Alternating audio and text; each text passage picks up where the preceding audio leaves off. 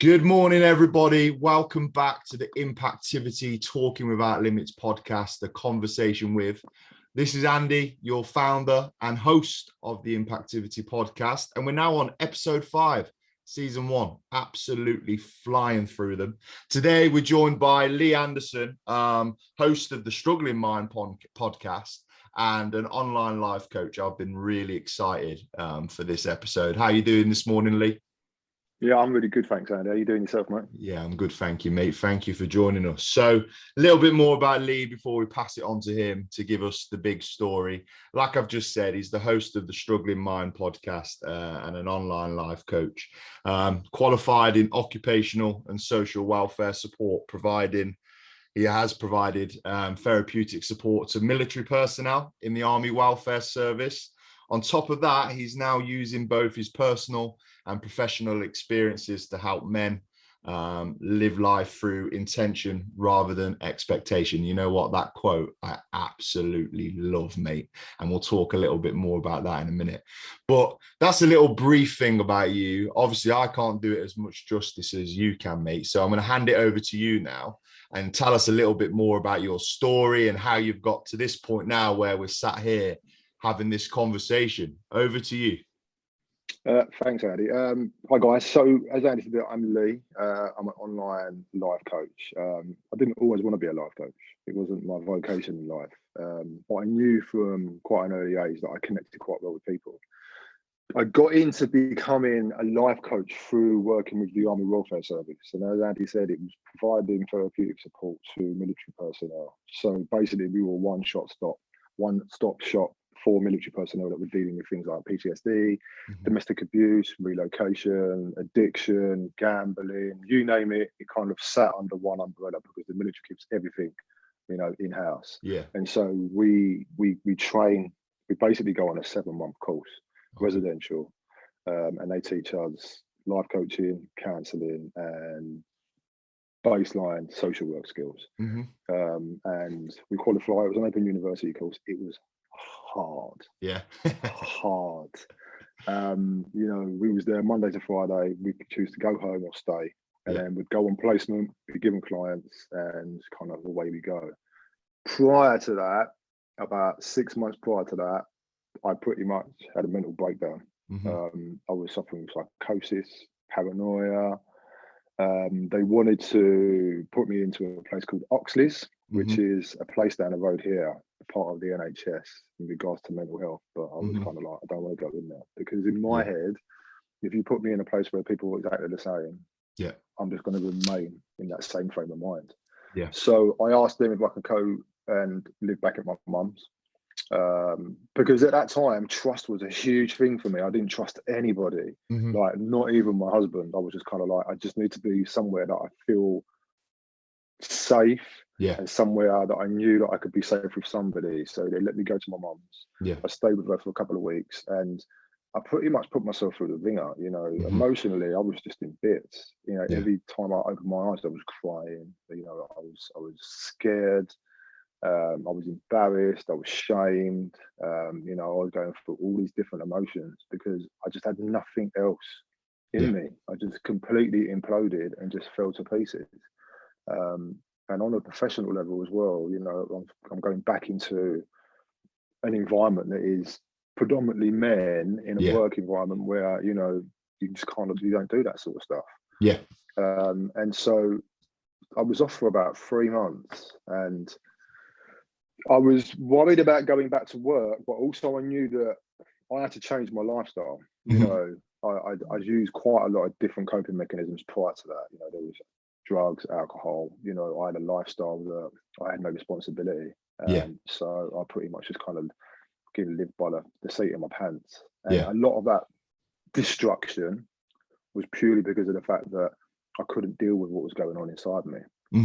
For decades, I've been kind of like suffering with some form of mental health. But for me, I was just normalizing it because I didn't know how to articulate it. I didn't know to say to somebody, I'm feeling like this. For someone to reject me and say, well, I don't know what to do, get over yourself. Because that's the kind of language that you get, in that sense. And that's no disrespect to those people. But they don't know how to deal with that. You know, I wasn't No. turning into the correct support to say, can you help me? And so I was just kind of, you know, self-medicate, you know, Yeah. live for the weekends, you know, 100 miles an hour during the week. Yeah. And it just caught up with me, Yeah. literally just caught up with me.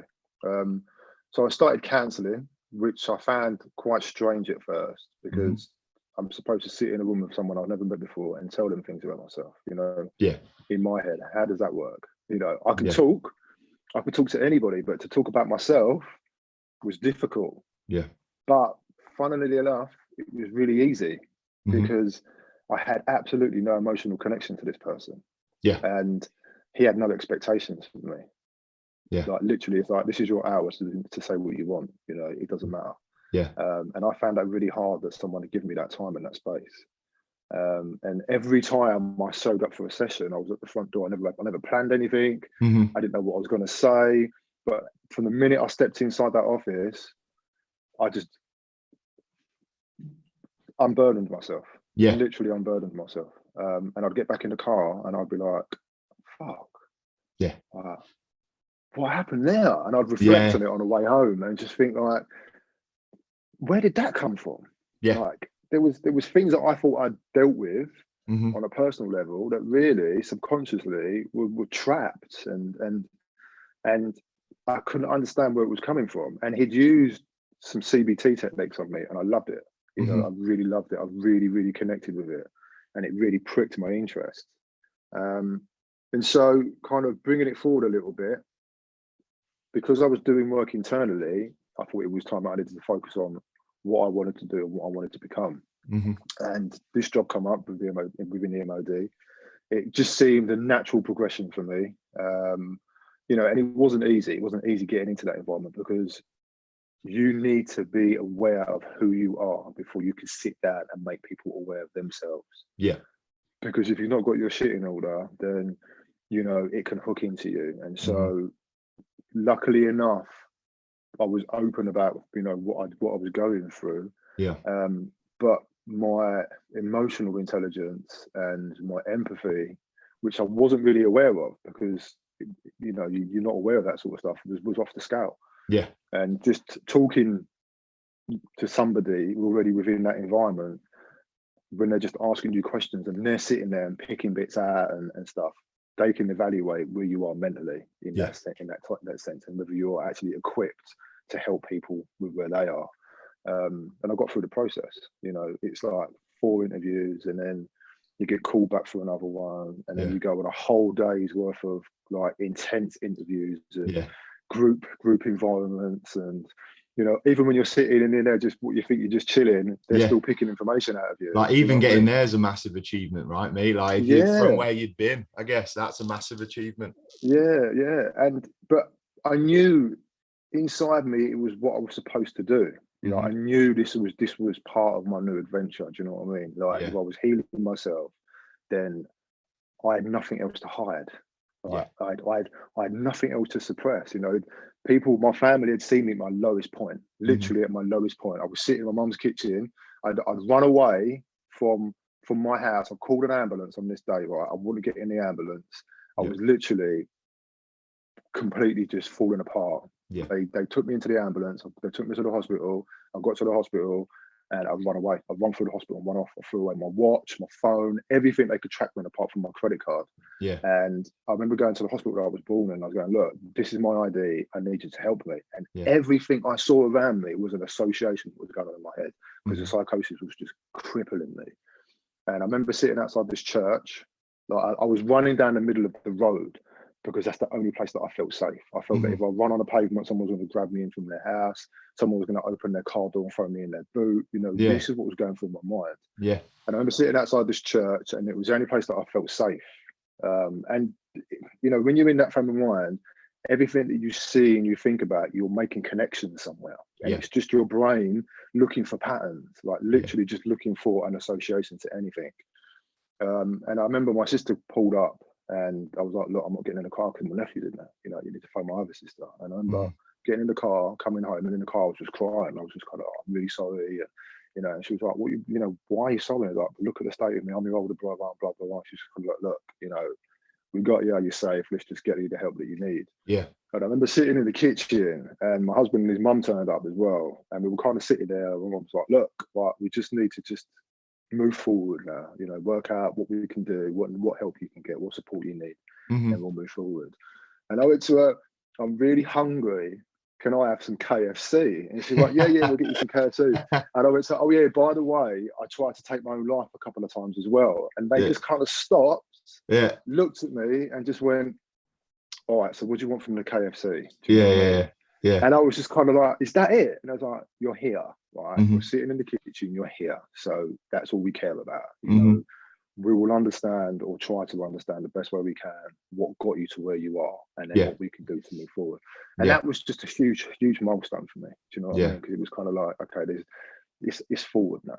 You know, it's forward, you know, because I think as men, we drag so much of our past and our expectations that it really bogs us down, and it gives us so much trauma that we don't realize we carry, because we're kind of, it's almost like, you know, we're given everything. We're given our name, you know, we're told how we're supposed to act, what we're supposed to say, the kind of lifestyle we're supposed to lead, what we're supposed to become, how we're supposed to achieve this, you know, where they're going to give us credit for achieving that sort of stuff, where they're going to knock us down, you know, where you don't conform but you do conform, and it's hard.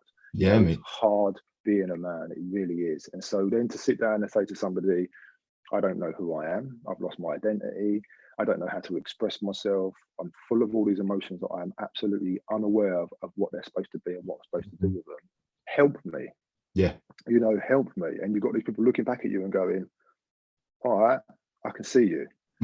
And that's just like, I can't even describe how that feels. You know, you're pretty much standing on the edge with one foot off, and someone's going, all right, look, let's just see what we can do. And that's the recall that you need, you know. You kind of stand there and you think, all right, okay, I kind of get that. So I was off work for 3 months, and it was weird because I like to do things, but to be told stay home, do nothing, look after yourself, I'd never done that. I'd always run at 100 miles an hour. You know, I was always preventing myself to think about what was going on inside.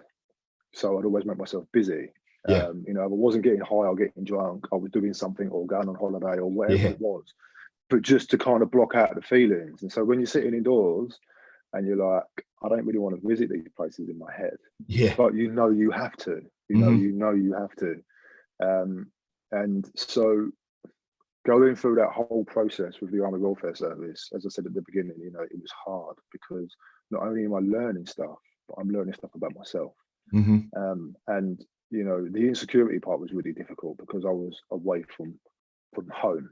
And so that feeling of not trusting, which was coming from me anyway, was really difficult to deal with, you know, really difficult to deal with. And then as I'm learning stuff, I'm going home. So I'm jumping back into his life for 2 days, dumping all this shit on him that I've learned, and then leaving. You know, and when I'm doing that for like 3 months, and he's just kind of like, what is going on? And the more I'm learning stuff and understanding stuff and getting all this theory fed into me, and, you know, talking about stuff on a much deeper level, like I'm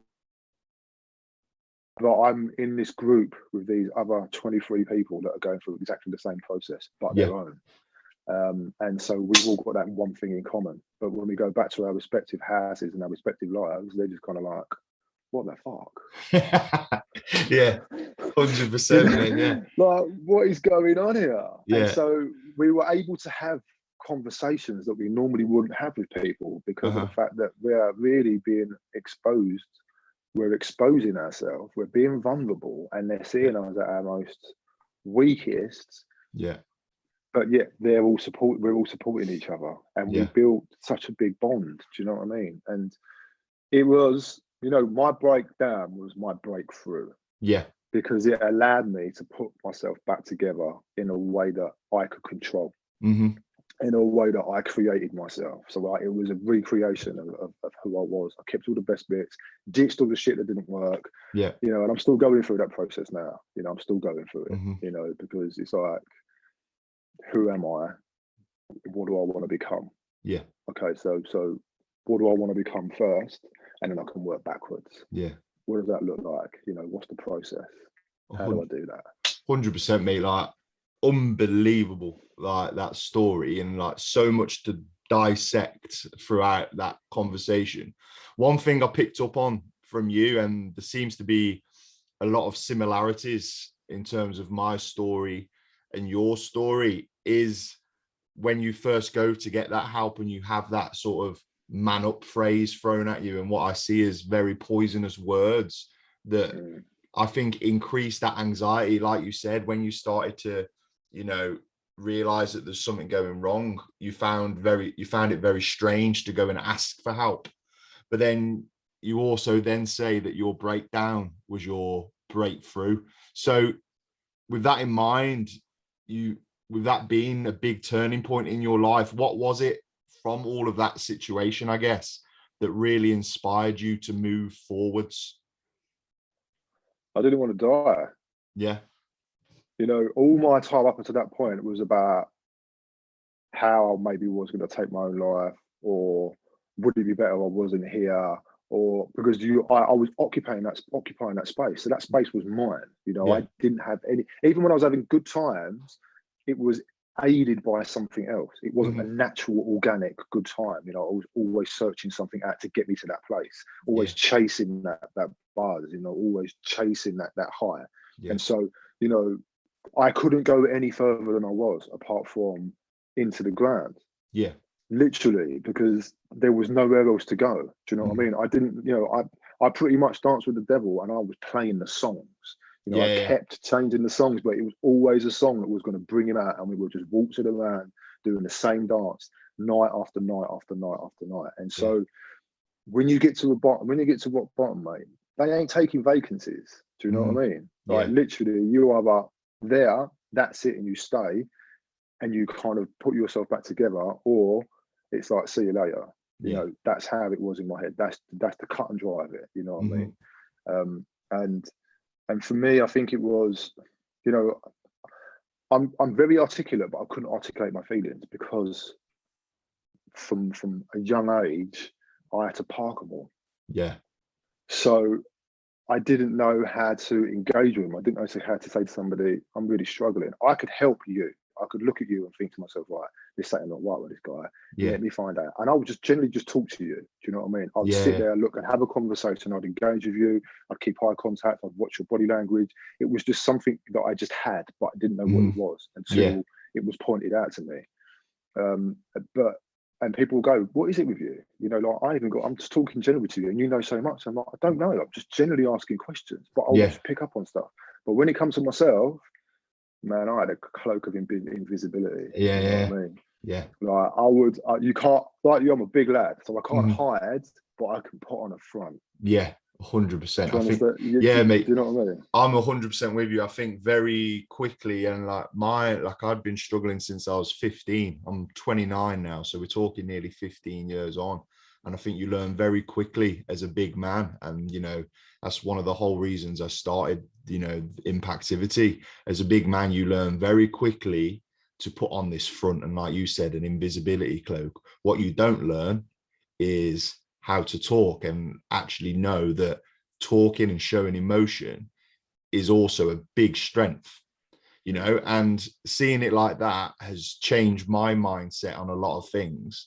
Like, from what you've said, do you think if you'd been young when you were younger, if you had people like yourself or companies like, you know, and podcasts like The Struggling Mind, like this one, do you think that would have made things different for you? Do you think you would have been able to share some emotion a bit more if there was all the things we can access now available 100%. when you were younger? 100%, 100%. And I'll give you some context to that, because I came out as being gay when I was 23, but I grew up in an environment where I wasn't exposed to gay people. Yeah. So that wasn't because of the fact that there was any homophobia. It was just where I grew up, it wasn't. You know what I mean? It just wasn't there. It wasn't. We didn't really see it on TV.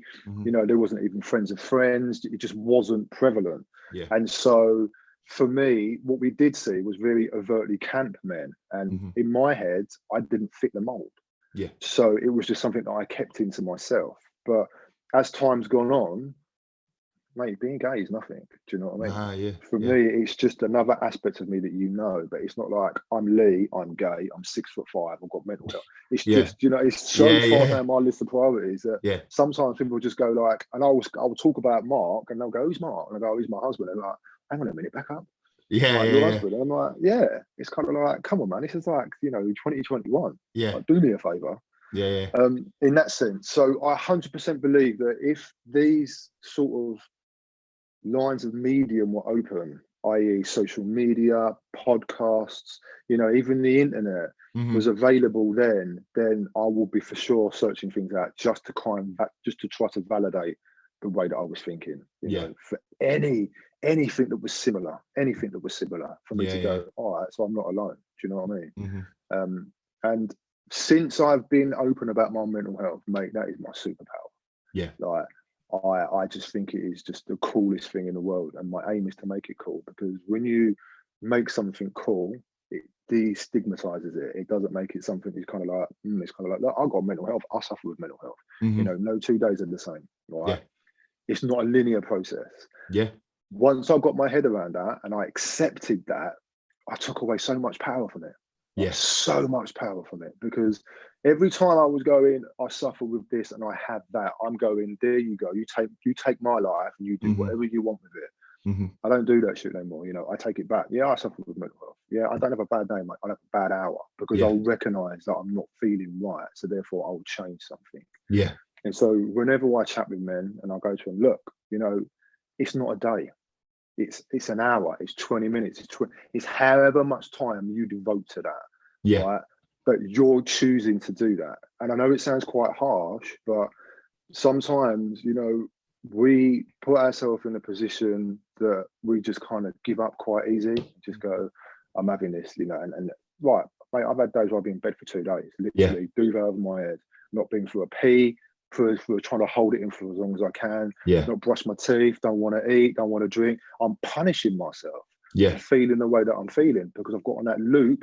It's just reinforcing everything. What's the point? I'm worthless. You know, I have got no confidence. People don't want to hear what I'm saying. You know, what have I got to contribute to this world? People ain't going to miss me. I'm just taking up some space. These are all the shit that I'd have on loop in my head. But then I'll just be like, then one tiny little thing will just crack in, and I'll be like, right, okay, let's just roll over and maybe go for a pee. Let's wash my hands. You know, let's go into the kitchen and just tap the dog on the head. It's all positive movements forward.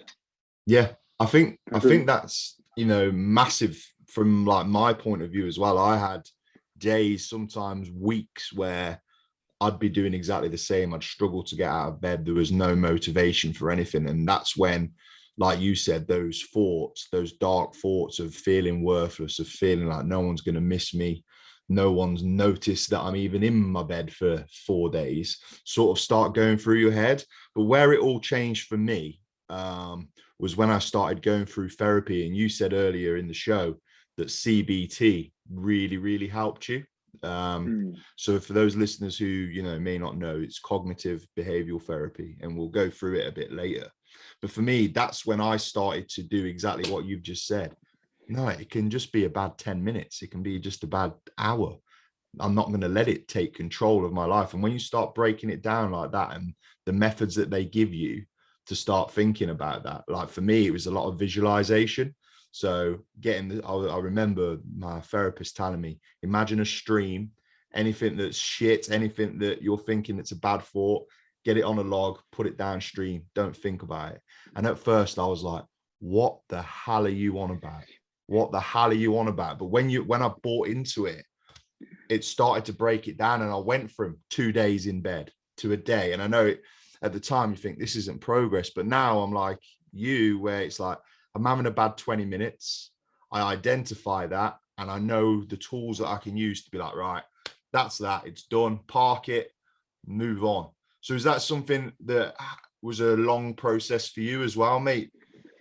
Yeah, because I think, you know, you get to a certain, for me, it was like, you know, I got to that point, I knew I needed to make some changes. But listen, these are learned behaviors, right? These are years and decades in the making, and it takes you, you need to commit to it, right? You need to commit to wanting better for yourself. Mm-hmm. You know, even on those days where it is hard, 1%, man. You know what I mean? Yeah. And so, because you've got to untangle all that stuff. What's real? What's not real? What can I validate? Am I validating it because I've just learned to validate it? And so it's hard, because what happens is, or what happened for me was, I could start living by my own expectations. Yeah. And that's a huge turning point, because once you believe that actually a lot of the things that were put on me were not my responsibility. Yeah. You know, it was expectations of other people. You know, you're male, therefore this is what you do. You're male, therefore this is how you live. You're male, therefore, you know, this is what we expect of you. You're male, you're the oldest, so you have the responsibility. And it's like, I don't want that. You know, that's not what I want to do.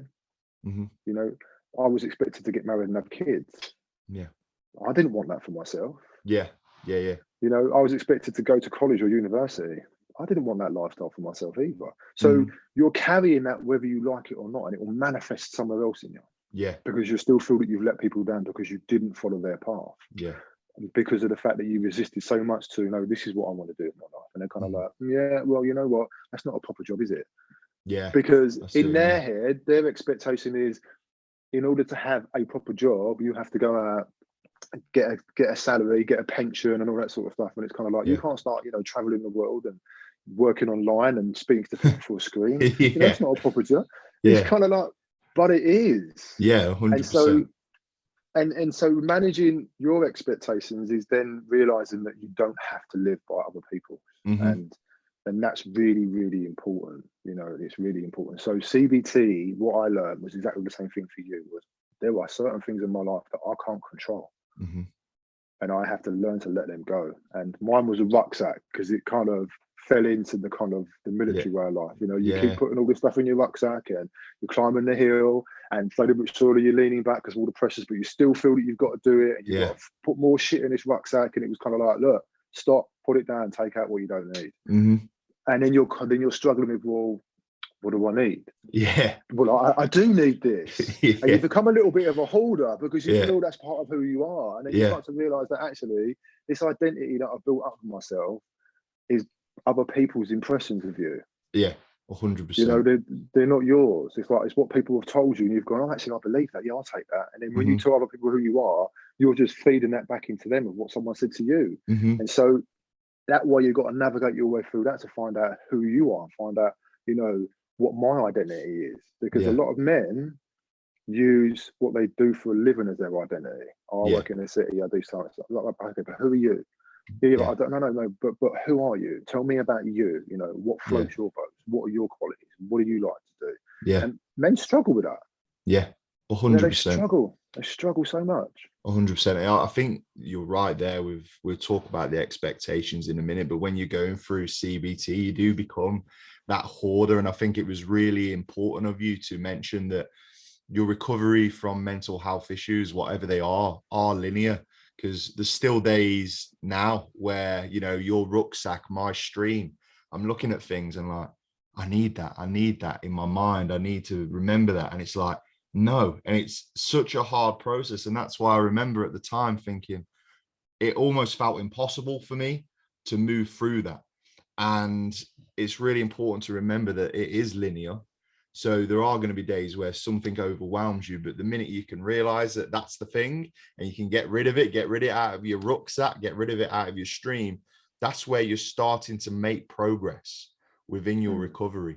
And I think that's really important, you know, what you brought up. And then, like you said, managing the expectations. That's what I found when I was starting to break things down. A lot of the things that were bringing me down or prevented me from talking were other expectations of other people. It was never, oh, I'm doing this. It was always, what will so-and-so think? What will Lee think if I tell him I'm struggling?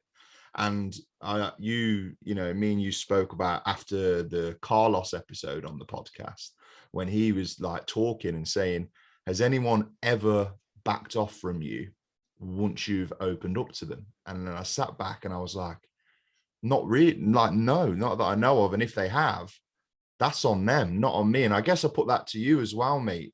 Obviously, you've made a career now and helping other people by also telling your own story.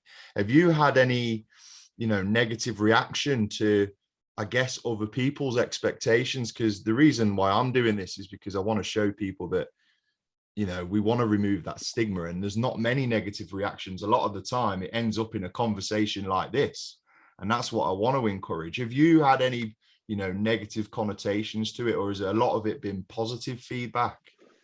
It's all been positive. And I think the one thing that I get from it is people to look at me, you wouldn't know what was going on. Right? And people will go, I never knew that. Why didn't you say anything? It's like, because I didn't know how to. Do you know what I mean? And they'll go to me, mate, you know what? I've been watching your videos and I've been watching with my boy, and we get so much out of it. And I'm like, mate, that's what it's all about. Do you know what I mean? I'm not embarrassed anymore about who I am, because I accept who I am. And acceptance is a huge, huge thing. Because when you accept it, people can't bash you with it. Because it's yours. I own that shit. Right? That's mine. Yeah, of course I suffer with mental health, and so what of it? Do you want to talk about it? Because I've got stuff that I can share with you if you want. For me, it's all about passing on the knowledge. Everything that I have, I will share with anybody if it's going to help you. Because who am I to keep it to myself? Because I know what it was like to struggle. I know what it was like to be in that place that I couldn't reach out. And I don't want anyone to go through that for any longer than they have to. And so for anybody that, I've never encountered anybody personally that's gone to me, mate, you're a bit of a dick. And it's kind of like, well, why do you think I'm a dick? Yeah. Because it's like, well, tell me the reason why you think that. It's like someone giving you criticism. It's like, okay, if you're going to criticize me, then give me something positive as well. Yeah. 100%. Do you know what I mean? Otherwise, you're just lurking in that negative space. Yeah. Don't. If you're going to leave with a negative, at least finish with a positive. Yeah. Because you can just balance it out. In that sense. 100%. And so for me, that's how it is. It's kind of like, look, one of the biggest things that I struggle with is comparison, because I've had it all my life. And I still struggle with it now as an adult, because it's something that I'm still working on. Like you said, what do people think? Am I as good as that person? And so I'm more self-aware now that I understand when I start to do it. And I'm like, all right, what do they have that you've got? Me. Yeah. What's different between them and me? And so I have to keep bringing it back to myself. And I always say to people, give yourself what you need first. Because when you give yourself what you need first, then you know exactly what you've got to give to other people. Because when you start giving stuff away, you're not replacing it. Yeah. And then that's when it starts to lead to burnout. And that's when it starts to lead to, like, it starts impacting on your mental health. Because you're giving stuff away. You don't give to receive. But what you've got to remember is that it has to start with you first. Yeah, 100%. And I think that was one thing I really struggled with at first during my recovery. And I'm still, some days I do now, is being selfish, I guess, and prioritizing number one for so long, because of the mentality I'd had instilled of being the big man, being the shoulder to cry on. My immediate thing was look after so-and-so. Oh, Lee's struggling, I'll go and look after him. I was always bouncing from problem to problem, but they were never my problems. It was always someone else's. And that's the way I was hiding. But the minute you start prioritizing number one, that's where you can start to make changes in your life. And in turn, that makes other people's lives better, because you can be more of a support. And I guess that it does bring me back to, the little intro I gave from you. And, you gave me a brief bio before the podcast, and you've already spoke about it a little bit. Live life through intention rather than expectation. It's something that's like really stood out to me, and I've been thinking about it the last few days, like leading up to this podcast. Like, talk us through that mantra, mate, and what it means to you. Because for me, like I've said, I always have conversations with people, and there's always one thing that sticks out. And reading through your stuff, and after having the conversation we did the other week on Zoom, that was one thing that's like really hit home for me. So I'd love you to explain that to the listeners, and what you mean by that, and how you, I guess, deliver that to clients or just people in day-to-day life. We tend to say, I need to, I can't, I don't know how to. And that's a defeatist attitude. I need to do this. If I don't do it, then I'm going to be disappointed. And if we don't achieve that, we give ourselves a hard time. So we can evaluate that by going, my intention today is to do this, this, and this. Okay, right. But can you reach your expectations with that? are they manageable? Yeah. You know, if you say you've got to go and pick your car up, pick your kids up, go and do some shopping, and then go and get the car cleaned. Okay, so how are you going to do that? You know, what order are you going to do that in? Because you need your car first and foremost. Otherwise, none of those other principles work. Yeah. So your intention is, right, I need to go and sort my car out. And then from then, once I work out what's wrong with the car, or if the car is going to be fixed, I can then look at what else I need to do. So my intention first is my car. Once I get that, and I know then I can go and pick my kids up, go and do my shopping and get the car cleaned. Yeah. But people have this thing of, I need to do this. If I don't get this done, this is going to happen. So they're already setting themselves up for a fall. Yeah. But with an intention, it's like, you know, if I get this done, this first goal, then I can look at the other things. Because I was always spinning plates, constantly spinning plates, running backwards and forwards, trying to make sure that, and half of that stuff wasn't even mine. Half that stuff didn't even need to be done. Half of it wasn't even a priority. Yeah. You know, and I say to a lot of my clients, because language is a huge thing that we use that we don't realize has a massive detrimental impact on us. You know, hugely, because like I said earlier on, when people tell you things about yourself, you take it as gospel, and therefore then you'll use it to tell somebody else about you. But if you sit down and go to yourself, like, tell me about you, people will sit there for a long time and go, well, what do you want to know? So, will you tell me about yourself? Give me 3 qualities. Yeah. And they will go, well, I've been told, or somebody said, or this is what I think. And it's kind of, but no, but you give me 3 qualities about yourself. And people are scared. People are scared to go, well, one of my qualities is I can listen, or I'm a good cook, or you know, I can play football, because they're scared that people are going to call them out and go, no, you ain't. Yeah. No, you can't. Yeah. But you can. You know, you can. And so the intention is to live your life the best way that you can for yourself. You know, and be aware of who you are. You know, be aware of your capabilities. You know, don't say that you can, you know, climb 12 floors in a minute if you know that you can't. Yeah. Do you understand what I mean? But if you say 100%. I can climb 12 floors, but I'm not too sure how much, you put no pressure on yourself then, have you?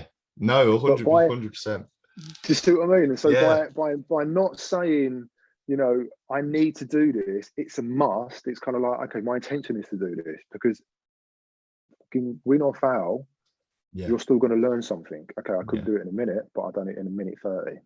I'm pleased with myself for that, you know, or I couldn't achieve it because I just didn't have the breath, or my knees were no good. Do you understand what I mean? But you're not, but what you're doing is you're seeing the reasons why, rather than going, well, I failed. Yeah. I think that intention thing is so important, and it's been very important for me, like during my recovery, just celebrating the little wins. I think we forget an awful lot to do that. Like you've just said, a lot of people just focus on end goal, and end goal's this, where I know for sure right now, so just before Christmas, I went to hospital and everything when I'd hit rock bottom. If I'd have focused on, right, I need to be fully recovered in, I don't know, 18 months, I need to have done this, I would not be where I am today, because I'd still be a mess. But the fact I started going, right, what am I going to do today? What am I going to do this week? And started celebrating the little wins, you actually notice more progress, like you've just said, measuring by intention, and you'll end up leading to the expectation a lot quicker if you do that, by breaking it down.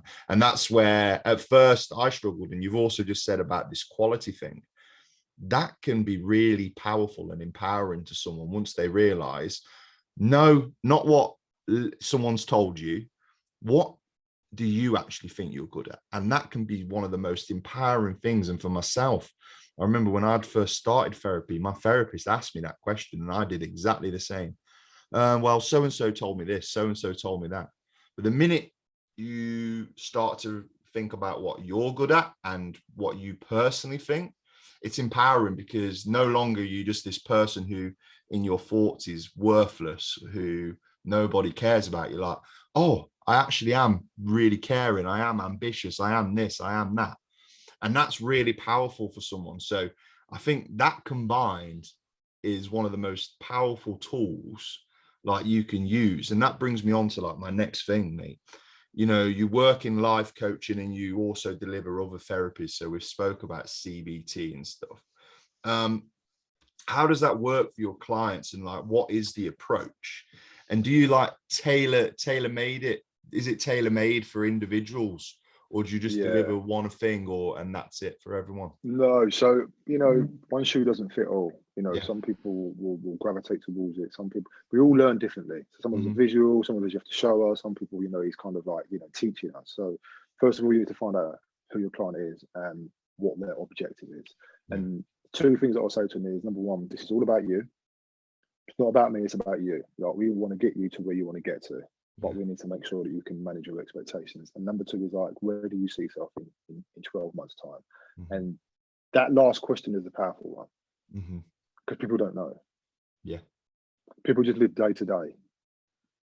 It's kind of like, well, I've got to get through this day in order to get through. So it's like, well, where do you see yourself in 12 months' time? And they go, oh, well, I'm not. I go, right, dream big. Whatever it is you're thinking, double it, and then double it again. And they're kind of like, well, why? It's not achievable. It's like, no, but within that, you'll find what you want to get. And then we can manage your expectations, and then we'll work backwards. We'll reverse engineer it. And then I'll always use myself as a reference. I'm not like, I did this, it works for you. It's kind of like, okay, here's a similarity. This is what I did. This is how it made me feel. This is how I was feeling before that. In that sense, because then it gives them a bit of context, because people are really reluctant to talk about stuff because they don't want to be judged. And trust is a huge thing when you're working with people, because they're going to tell you things that they probably haven't told their best friend or their partners. And so you need to make sure that you've given them that space that they can divulge that information to you. And you always bring it back to them. Empowerment is a huge thing. Just the tiniest thing of, wanting to get up in the morning. If you've rolled over, you started. If you put your legs over the side of the bed, you've made another step. Because people don't see that. People just take that for granted. In their mind, it's like, I've got to get up, I've got to function. No, you've just got to know that there's something for you to get up for. And that person needs to be you. And so in regards to coaching, it's very individual, it's very personal. Not everybody will engage with CBT, but there are certain techniques in CBT that I would introduce to people, things like fault stopping, or there's things like exposure, in regards to having some sort of phobias. So use exposure therapy, breathing techniques. Anxiety and depression is huge in people, and people find it difficult to be present because they're constantly thinking about what's happening or what might happen, or kind of catastrophizing their thoughts. So it's kind of just grounding them where they are and going, okay, we'll use the box technique or the 5 4 3 2 1 technique. Little things that they can use themselves. And when you open yourself up to people, you're giving them permission for them to open up to you. 100%. Because they're, the first thing people see is you, and the first thing they do is they will find something in their memory to judge you, to compare you to. Okay, he's tall, he's slightly coloured, he talks with a London accent. So straight away, they're going to go away and formulate that within 3 seconds. Do you know what I mean? And so when you're talking, and then they'll kind of build that profile. But if your intuition will tell you if they can trust you or not. People's intuition straight away. And I always go to them, why did you connect with me? There was just something about you. You know what I mean? Okay, well, what is it? I'm not sure. And it's like, fine. Because then that they've gone through and they've tried to find somebody that either speaks the same language, uses the same terminology, understands what they've gone through because they've gone through it themselves, and that's what they connect with. People find similarity. People find something that they can trust. And then we'll just look at where they are. And it's important that you meet your client where they are, because a lot of clients work from the past. I used to be this. I used to do that. I used to go there. I used to feel like this. I used to look like that. It's kind of like, okay, but you're not. You don't. You ain't. Let's just look at you where you are, what your capabilities are now, and let's move that forward. And then that's quite an eye-opener for people. They're kind of like, okay, you're being honest to me. It's like, well, I'm not going to lie to you. We need to be honest, because what you've been doing is kidding yourself. That you were who you were 20 years ago. Lots of men do that.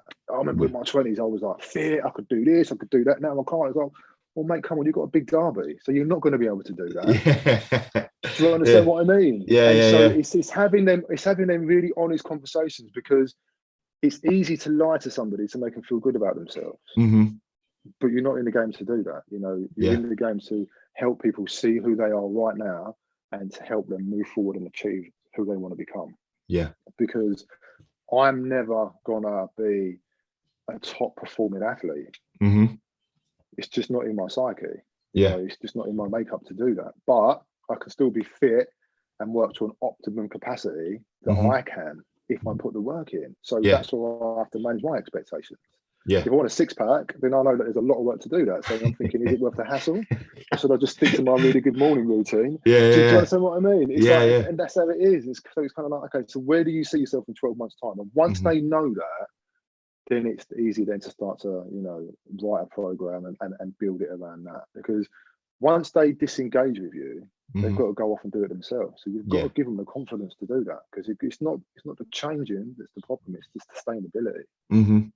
And I think that like you said, that honesty is the most important thing in that, because like you said, it's very easy to sugarcoat things and make people feel better on the outside, but deep down, that's not helping. That's not helping at all. I was in the same situation. People, you know, you're fine, you're this, you're that, and it wasn't helping. And I felt like just, you know, shouting, I can't do this.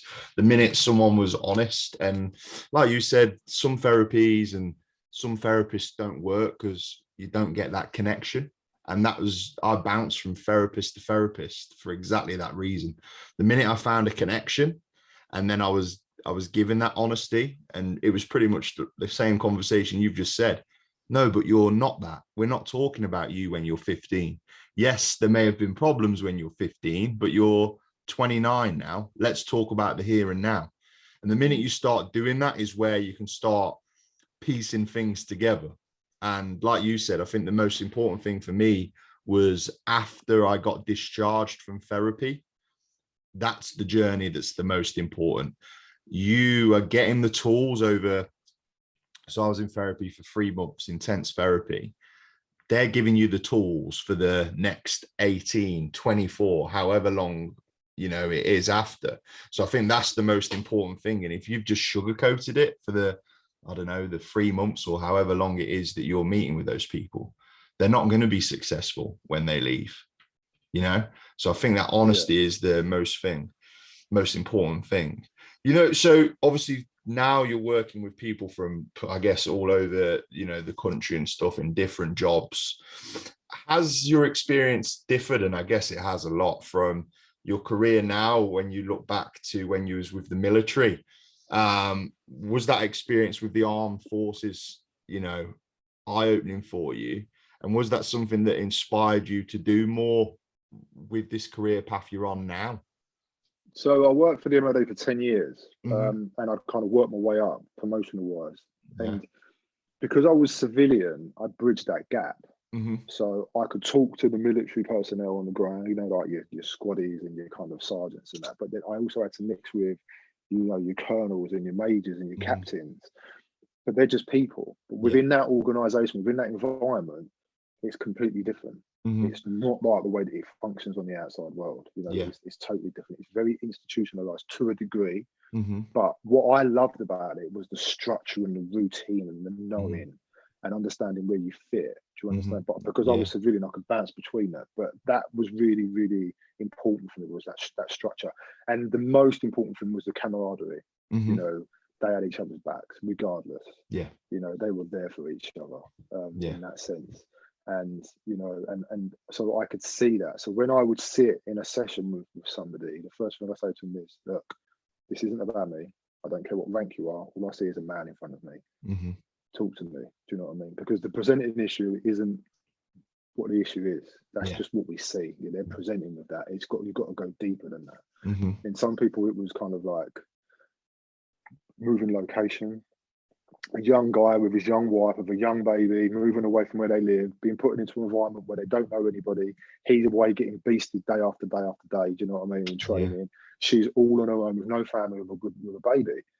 She doesn't know what to do. She's struggling. So then when he comes home after being beasted all day, she's on his case. Do you understand what I mean? And she's kind of like, I don't understand. This is all because of you. And so what they're doing is their communication is becoming ineffective because all they're doing is they're just transferring onto each other. Yeah. You need to fix this. Well, what do you want me to do? Well, I need to do this. But they're not talking to each other. They're just giving each other back what they're saying. So they're not going, look, I'm really struggling with being here on my own with a newborn baby. I've got no support around me. And he's going, I'm really getting it at work. I didn't realize it was going to be this difficult. I don't know what to do. They're just going, do you know what I mean? So that's how it was. Yeah. So when you'd have a conversation with them, you go, what's it like at home?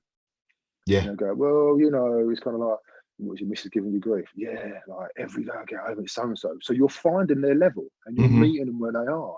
Yeah. And they're telling you stuff that they don't really think is important, but it is. So you're building a bigger picture and you're going, all right, if you tried doing date nights, if you tried, showing her that there's like little social groups that she can join, or if you invited her parents down as a surprise for her so she knows that you're thinking about her. And when you're at work, do you phone them? Do you know what I mean? So you're giving them little nuggets of information that they can use. It's making their journey easier and it's taking the pressure off of them. So it's, in that respect, the one-to-one within a session and exchanging energy and body language and all that, I loved it. Transferring that online was hard because I can't read your body language. Yeah. I'm not exchanging any energy with you. So all you're seeing is my arms go everywhere and I'm trying to look. All I'm seeing is the neck up. So I'm now trying to look for facial expressions and I have to ask different questions and I have to gauge in regards to what you come to me with in what I can say to you in regards to the information that I'm looking for. Yeah. Was that something, like, obviously you've just said that transition was hard for you? How have you dealt with like changing those methods? Because like you said, like right now, all you can see is, neck up or whatever. It's really hard. And I've found it hard with some conversations and workshops that I've delivered online. I've absolutely hated, because just like you, I rely on reading the body language of people to interact. And my workshops are really interactive. So when it's just on Zoom and I've either got shoulders and a head, or it's sometimes just like the blank screen and someone listening, I'm like, how am I meant to interact with you? So how did you like go about changing your methods with that, mate? So 4 years ago we relocated to France, and one of the things that I was concerned about was what was I going to do? Like, you want me to semi-retire at 42? What am I going to do? In a country where I can't speak the language. And communication is a huge thing for me. Just that interaction with people is what I need. And so it made me sit there and think, right, okay, so what experience do I have? What can I do? How can I upskill? What am I going to do with this? And so obviously going online was a natural thing to do. So I knew that what I didn't have, I had to create. So I had to create a community. I had to connect with people that I would never normally have connected with.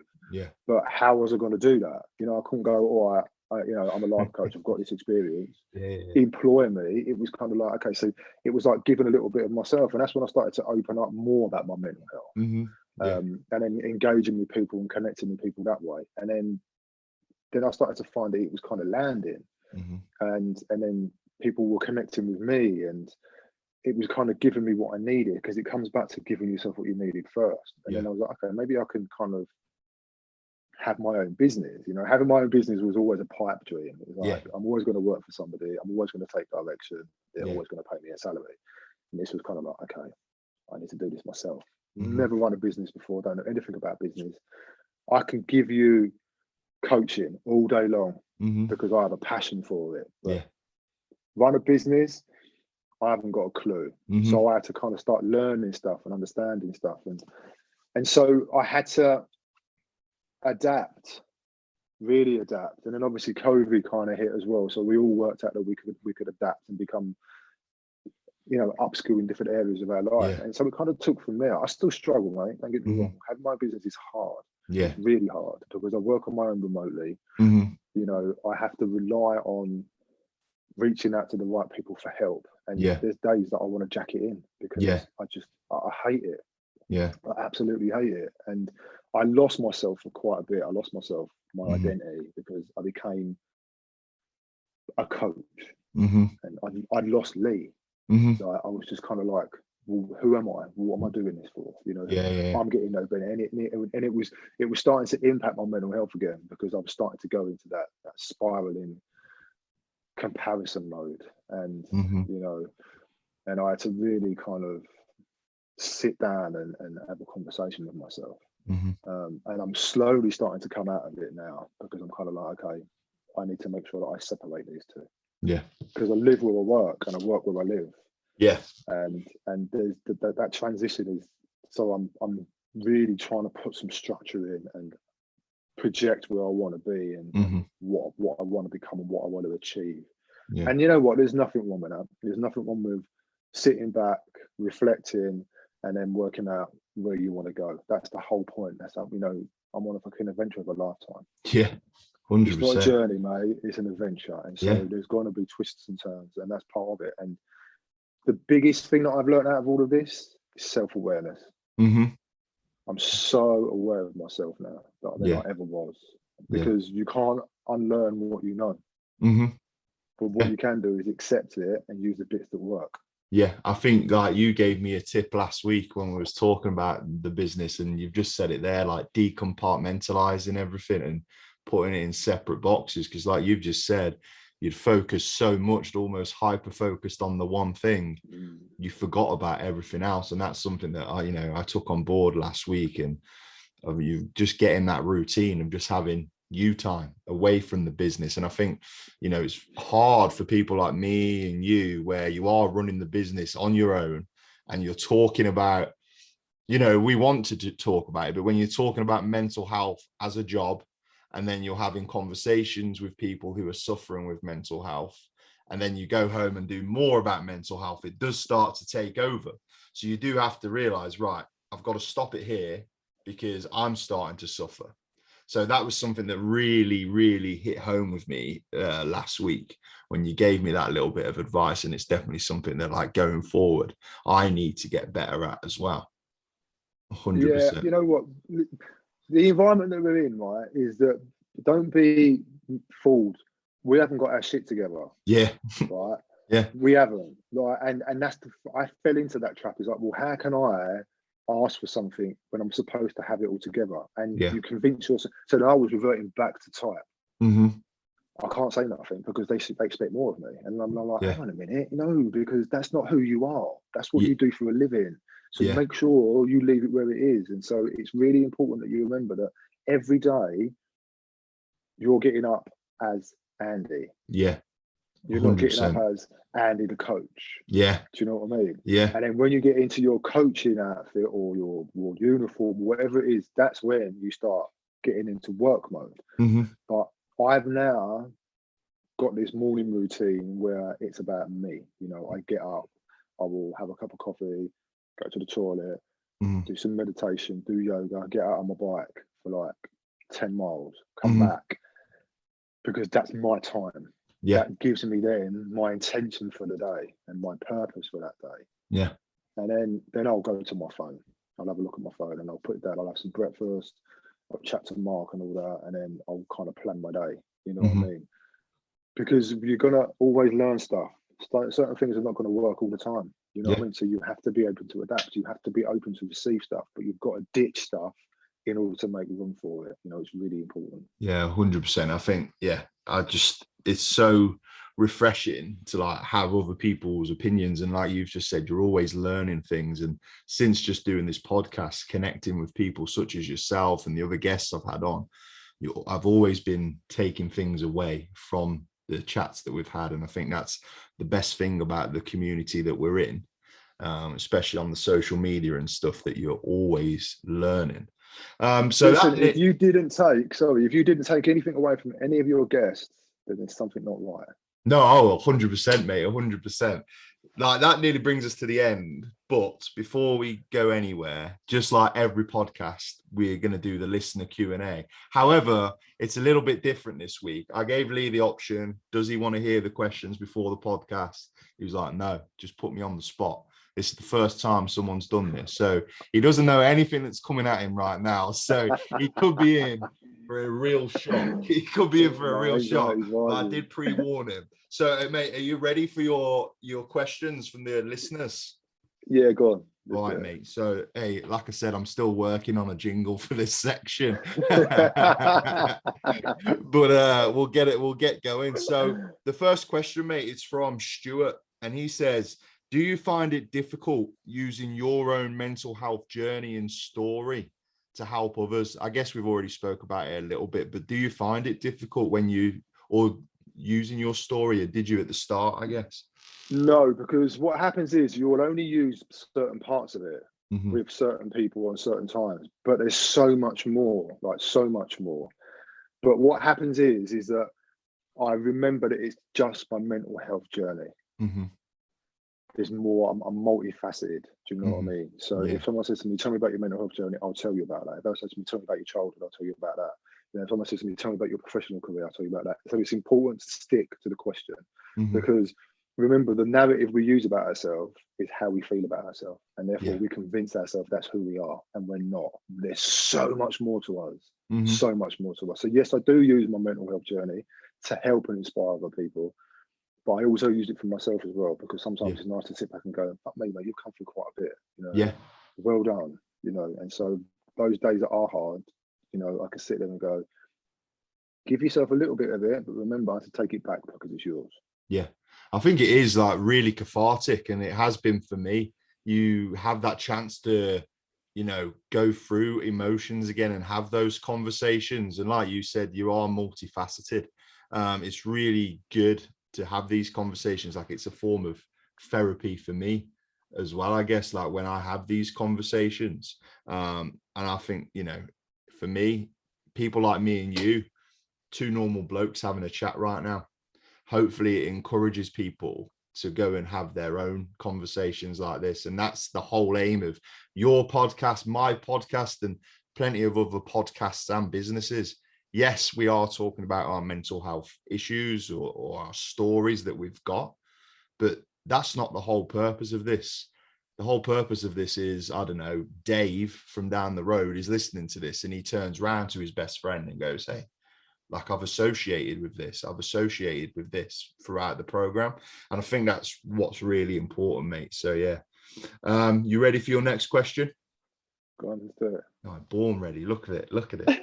All right, so this is from It's the Jack. anticipation. You're like, are you ready? Like, Mate, I've got you're ready. I've got to build it up somehow, mate. I want some, like, I don't know, you know, like the mastermind music. That's what I feel like I need. Yeah, mate, that's what I need. Yeah, that's what I've got to do, mate. I've got to build up the suspense somehow. Or you mate. could go like, yeah, mate. I think that started right at the start of the episode, mate, when people are turning off. Right, so this is from don't Jack. do yourself a disservice, man. No way. So this is from Jack, and he says, "What's one thing you wished you had known when you began your career?" So I guess I'm taking it as since you started with like the military and with your mental health and online coaching. I think for me, the one thing I'd wished I'd known,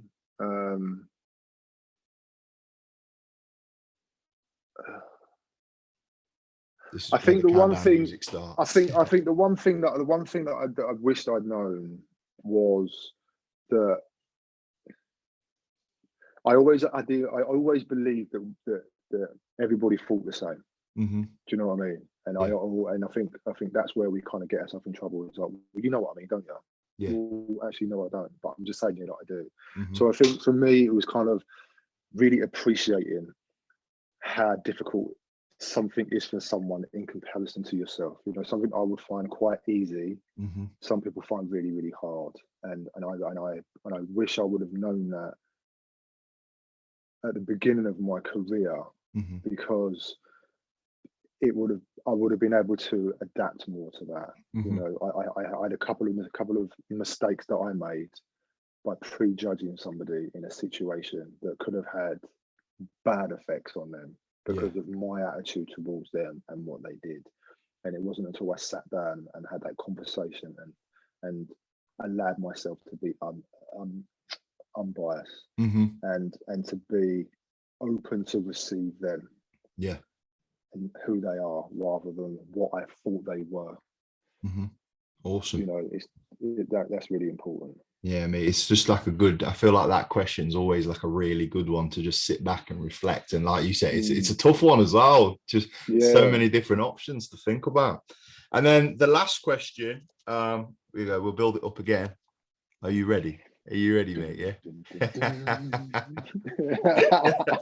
Right. So this is from Anthony. This is the $1 million question now. So from a personal experience, what methods do you use to, if you're struggling with your mental health, what methods do you use to like ease your own mental health issues? So the first thing I got to do is I need to identify my ego, because my ego will stop me from doing anything. My ego will stop me from reaching out. My ego will tell me that I'm a dick. My ego will tell me that I don't need to reach out to somebody. My ego will tell me everything that I don't want to hear, because it always led me, always led me. So now I sit there and I'm like, how am I feeling? Why am I feeling like this? Because it isn't the reaction, as in I'm feeling really, really bad now. It's kind of like, okay, so what led to this? So I track it back. I have to track it back, and it could be something that happened a day ago, an hour ago, something that somebody said, something that I'd seen on TV could potentially trigger me. So I'd sit there and I'd be like, all right, let's track it back. Do you know what I mean? And Mark will go to, what's the matter? I go like, look, I'm trying to work out something. I'll come back and I'll tell you in a minute once I've worked it out. Yeah. And it could be something really, really, really insignificant, but it's been building and building and building and building. And so I won't react to the way that I'm to that emotion, but I'll be aware of that emotion and work out how I got to that.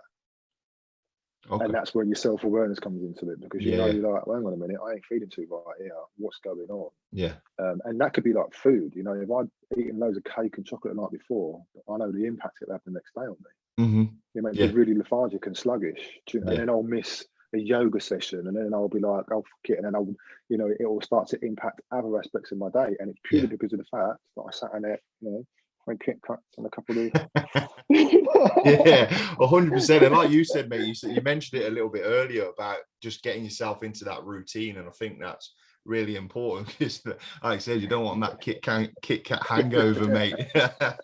Not at all. Not at all, mate. Right, so that brings like an end to this conversation, mate. Honestly, I think we could have got a whole series just out of our conversation, so we'll be sure to, you know, be having you back like very soon. For all the listeners that have, you know, tuned into this, mate, how can they, you know, connect with you? Obviously, I will share all your stuff as well, but if they were interested in, I don't know, the life coaching or something, how can they connect with you? Yeah, so listen, mate, I have a 9-week program that I've designed purely based around my experience and the experiences of some of my clients. It's about kind of finding out where you are and where you want to get to in regards to mentally, physically, and emotionally. So you can find me at my website, www.leeandersoncoaching.com. My handle on Instagram is at Lee Anderson Coaching. In there's my link tree, so there's links to everything. My YouTube channel, my podcast is the Struggling Mind podcast. You know, my aim is just to give as much information to people as possible, and to help people kind of really re-engage back themselves and just reintroduce themselves to themselves. You know, not the person they was, but the person that they are now. Yeah, it's important that you kind of meet yourself exactly where you are, because once you do that, then you can start to move forward.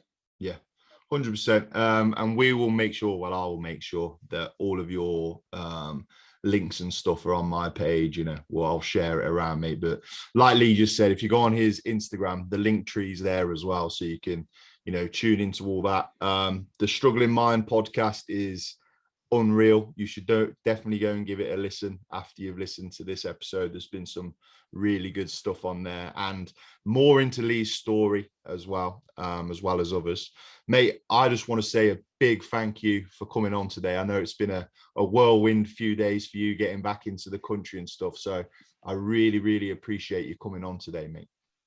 Listen, Ed, mate, I appreciate your time and I appreciate the space. You know, I really do. And I really, really appreciate you as well. Hey, thank you, mate. Same to you. So that brings an end to episode 5 of A Conversation with the Impactivity podcast.